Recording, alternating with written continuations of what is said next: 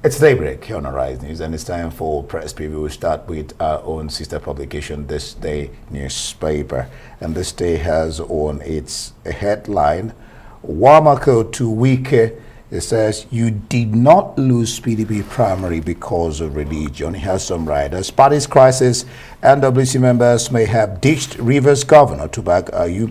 Council boss berates Meba for attacking governor. We cannot return Rivers to bitterness.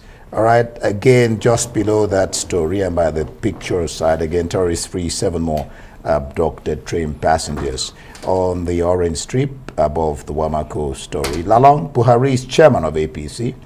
Presidential Campaign Organization says he never lobbied to be Tinubu's running mate.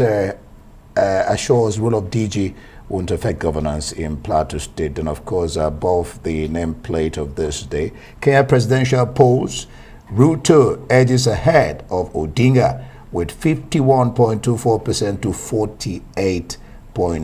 Mobi Seplat deal, Buhari backs NUPRC on decline of ministerial consent.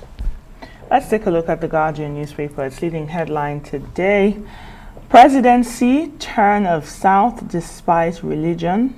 That's from Akere Dolu. Lalong says the Pope hasn't opposed my DG appointment. Proud to lead APC's Muslim ticket campaign as a Catholic. More headlines here. PDP party elders move to constitute campaign team, seek patience to end crisis. Meanwhile, President Buhari reverses approval for Seplat to buy ExxonMobil shares and supports the NUPRC. The Nation newspaper, it's leading with PDP crisis. Why are you must quit now? That's according to Bode George. You listened to him earlier. EFCC to try 3 officials for altering pardon list. And train attack. Terrorist free family of 6 hostages. The Punch newspaper.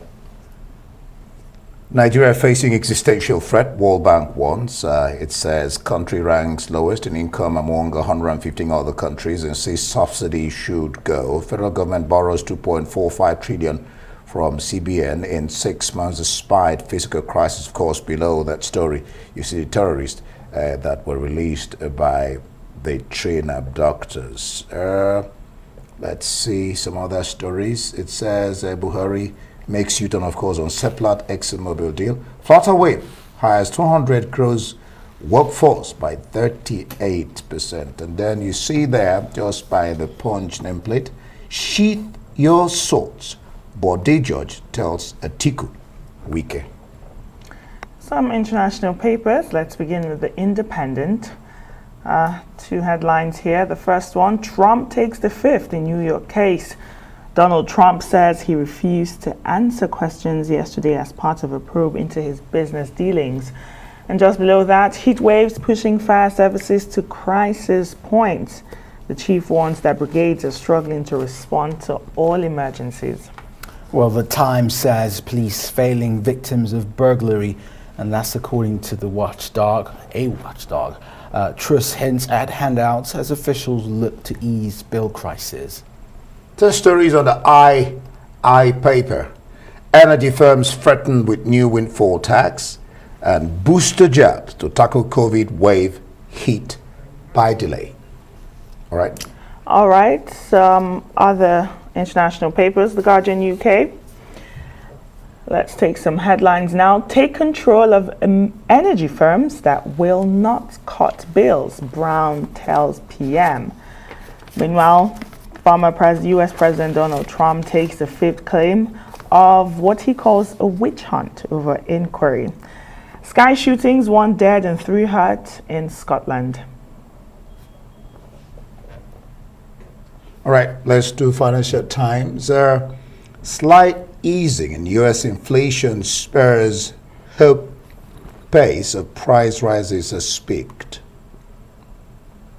And for the press preview, let's bring in Emmanuel Bello, who joins us from our offsite studio. Emmanuel, good morning. Thanks for joining us.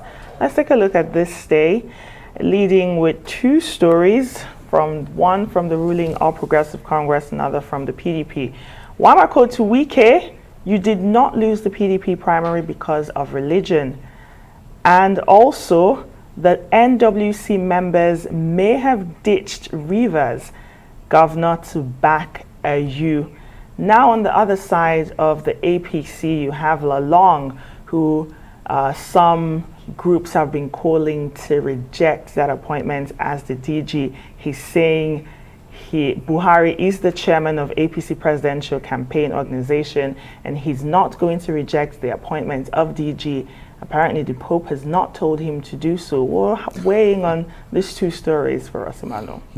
Good morning, Kechi. That bit about the Pope is funny. Good morning, guys. It's a Thursday morning. Yeah, it's beautiful. Well, yes, very interesting stories. I'm getting echoes again.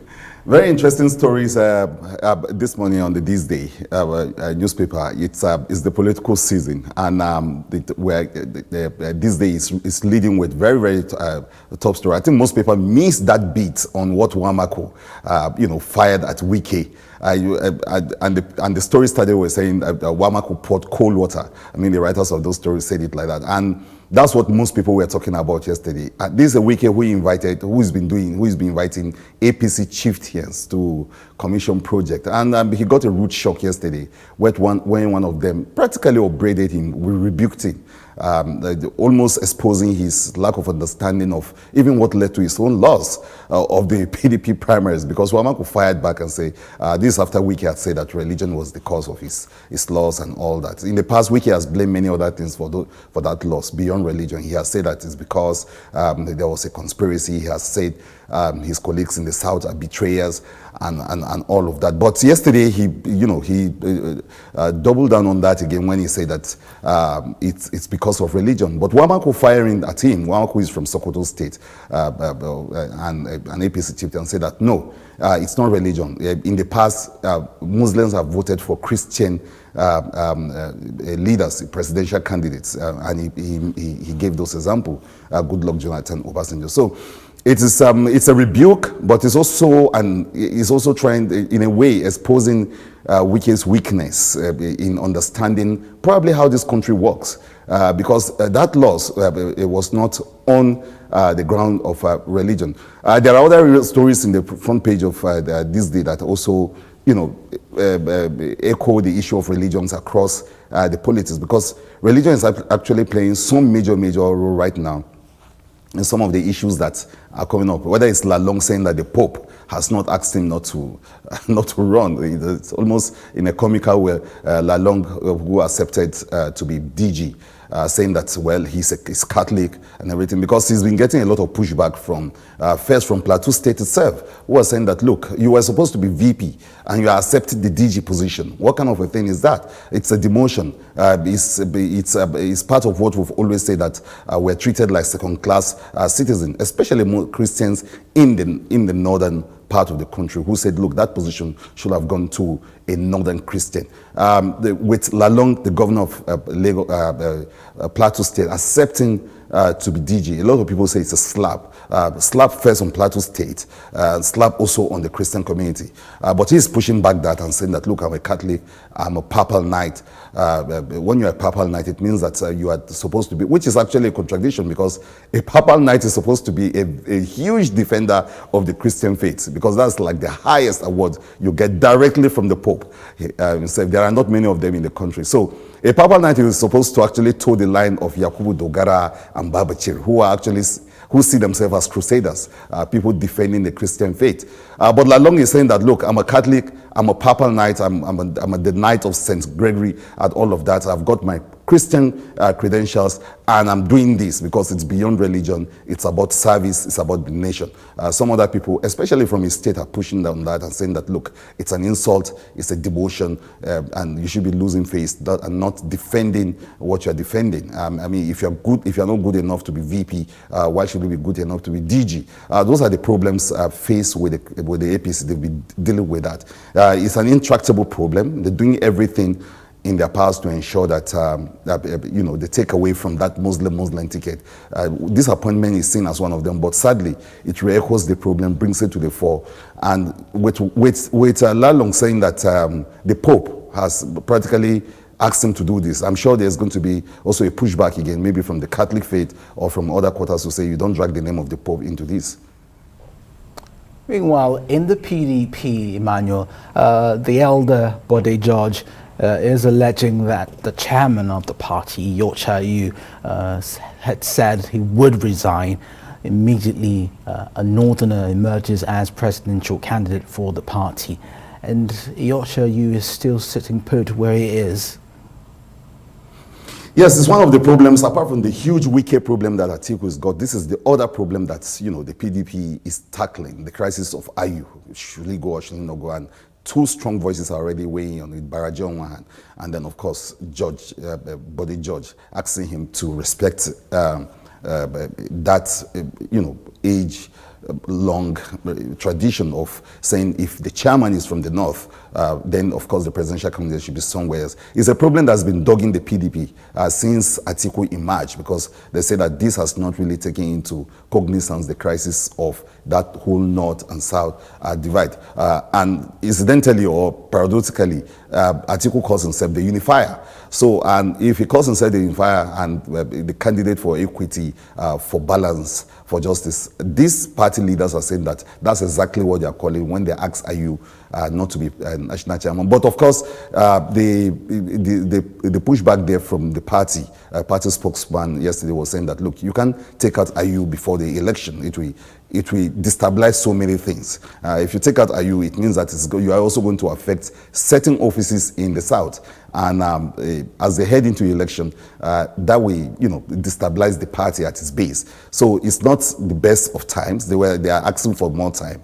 Yeah, after the election, when the presidency is emerged from the north, then of course the party chairman will not be from the south. But these people are saying that no, do that before the election. They seem to be echoing the position of Wike on the matter. Right. A Nation newspapers, the two major faiths, Supreme Council for Islamic Affairs and the Christian Association of Nigeria, signed 2023 Peace Pact, free, fair polls needed. Nigeria needs all the peace it can handle, particularly as 2023 is around the corner for the elections. Yes, it's a good development, and because religion is becoming a huge issue around it, whether it's the PDP or the APC, there are issue of religion. The Nation newspaper leading with PDP crisis again, almost back to back this week. The Nation newspaper seems to be has made it an editorial policy now to be leading with the PDP crisis, maybe because of its entrenched interest or its position as in the Nation newspaper, maybe an editorial line of thinking, but always leading with those PDP crisis, talking about how it's deepening and everything. I think the Nation tries to push the issue of APC in the backbone and puts the PDP there on the spot. Other people will actually be looking at both sides of the story, and this story in the Nation is also proper, looking at what the religious bodies are doing to ensure that this election is not entirely about religion, that the election should be about transition rather than religion. So that is what those bodies are doing, and that's a very great role they are playing. Thank you so much, Emmanuel Bello, for joining us today. That's